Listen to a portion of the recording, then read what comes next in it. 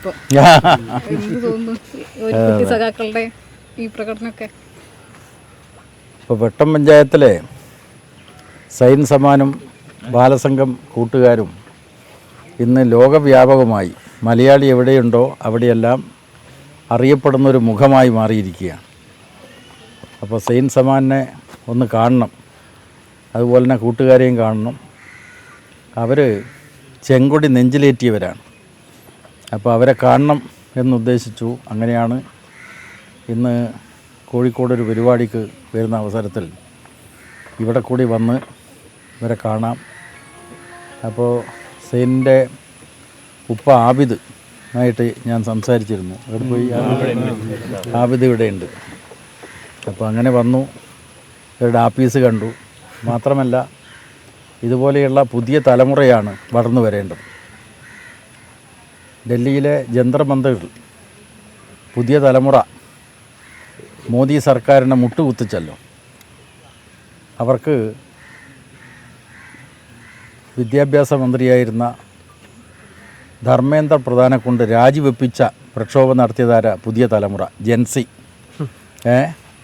ജെൻസി മാത്രമല്ല, ജെൻ ആൽഫയും ഇപ്പോൾ വലിയ ട്രെൻഡായി മാറിക്കൊണ്ടിരിക്കുകയാണ്.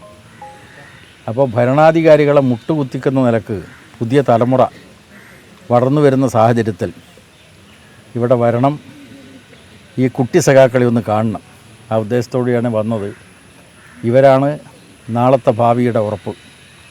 കാരണം നമ്മുടെ നാട് ജനാധിപത്യവും മതനിരപേക്ഷതയും സാമൂഹ്യ നീതിയുമൊക്കെ നേടിയത് ഒട്ടേറെ ഉജ്ജ്വലമായ പോരാട്ടങ്ങളിലൂടെയാണ്.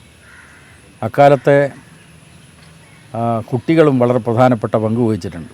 ബ്രിട്ടീഷുകാർക്കെതിരായിട്ടുള്ള സമരത്തിൽ കുട്ടികൾ, യുവാക്കളൊക്കെ വലിയ ത്യാഗപൂർണമായിട്ടുള്ള പോരാട്ടമാണ് നടത്തിയത്. അപ്പം നമ്മുടെ നാട്ടിൽ ചിലർക്കൊക്കെ വലിയ നിരാശയാണ്. തെരഞ്ഞെടുപ്പിൽ തോറ്റതോടുകൂടി CPIM തകർന്നു, ചെങ്കൊടി പ്രസ്ഥാനം ഇനി ഇല്ലാതായി എന്നൊക്കെയുള്ള ചില വിശദീകരണങ്ങൾ ചിലർ നടത്തുന്നുണ്ട്. അപ്പോൾ അവിടെയാണ് ഈ സഖാക്കൾ ഉറപ്പ് പറയുന്നത്, ചെങ്കൊടി ഞങ്ങളുടെ നെഞ്ചിലുണ്ട്, ഇതിനെ തോൽപ്പിക്കാനാവില്ല, വിജയിക്കും, ആത്യന്തികമായിട്ടുള്ള വിജയം നമുക്കാണ്. അപ്പോൾ അതുകൊണ്ട് 2026 നിയമസഭാ തെരഞ്ഞെടുപ്പിൽ മതനിരപേക്ഷതയുടെ സംരക്ഷണ തുരുത്തായിട്ടുള്ള ഈ കേരളത്തിൽ ഇടതുപക്ഷം തോറ്റു. പക്ഷേ അത് ആത്യന്തികമായിട്ടൊരു തോൽവിയല്ല. വിജയത്തിനിടയിൽ ചില തിരിച്ചടികളുണ്ടാവും. ആ തിരിച്ചടിയിൽ നിന്ന്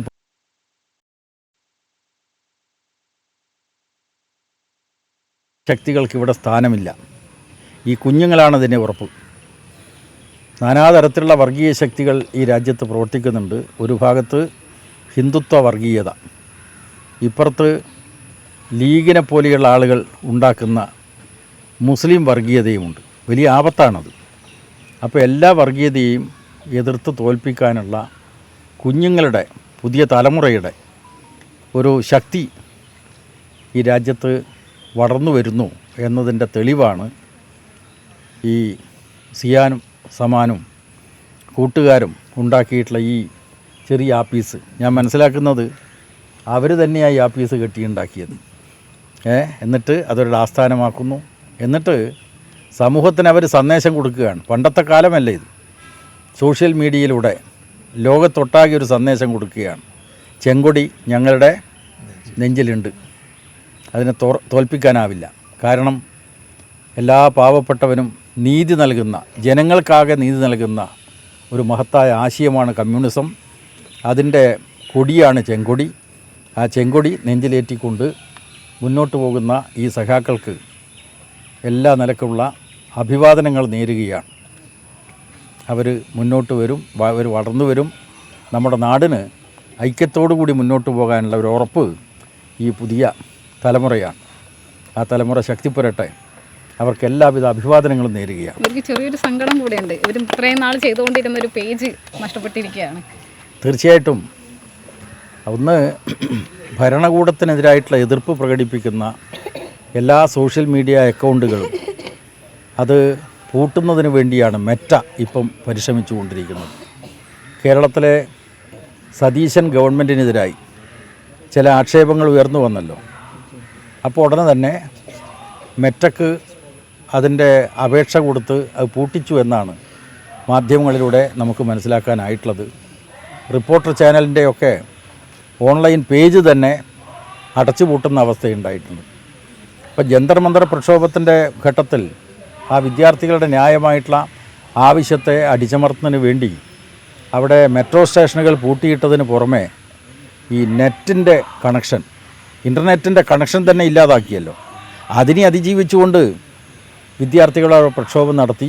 അതിനു മുമ്പിലാണ് മോദി സർക്കാരിന് മുട്ടുകുത്തേണ്ടി വന്നത്. അപ്പോൾ അതേപോലെ ഈ മെറ്റയെ പോലെയുള്ള ഏജൻസികൾ ജനങ്ങളുടെ ശബ്ദത്തെ ഇല്ലാതാക്കാൻ എല്ലാ തരത്തിലും പരിശ്രമിച്ചാലും അതിനെ അതിജീവിച്ചുകൊണ്ട് ജനങ്ങളുടെ മുന്നേറ്റം ഉണ്ടാവും. അതാണ് സമാൻ സൈൻ സമാൻ പറഞ്ഞിട്ടുള്ളത്. ഞങ്ങളെയൊന്നും അങ്ങനെ ഇല്ലാതാക്കാൻ കഴിയില്ല, ഈ ആശയത്തെ, ഈ പ്രസ്ഥാനത്തെ ഇല്ലാതാക്കാൻ കഴിയില്ല എന്നാണ് അവർ പ്രഖ്യാപിച്ചിട്ടുള്ളത്. ആ പ്രഖ്യാപനത്തിൽ നമുക്കൊക്കെ നല്ല വിശ്വാസത്തോടുകൂടി മുമ്പോട്ട് പോവുക.